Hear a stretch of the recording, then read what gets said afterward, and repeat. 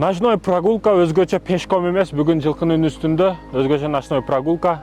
Ночной прогулка кылышыбыз керек.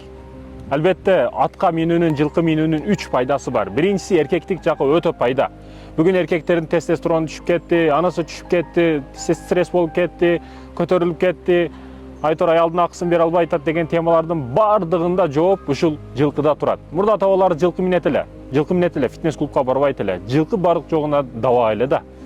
Бул биринчи пайдасы болсо, ал эми экинчи пайдасы. Биринчиси тестостеронду көтөрөт экен. Ал эми экинчиси урматтуу мекендешим, бел оору, арка оору, көп ооруларга шифа. Бул жылкы шифа болуп эсептелет. Куранда жалгыз келген, өзгөчө келген, ант ичирген, Аллах Таала ант ичкен жаныбар бул ат болуп эсептелет, жылкы болуп эсептелет.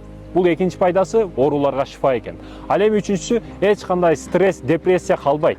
Эгер сиз жылкынын алдыга келсеңиз, мекендешим, сизде эч кандай стресс, депрессия деген калбайт экен. Ошондуктан жылкыны сүйүңүз, жылкыга аракет кылышыңыз керек, урматтуу мекендешим. Бисмилла.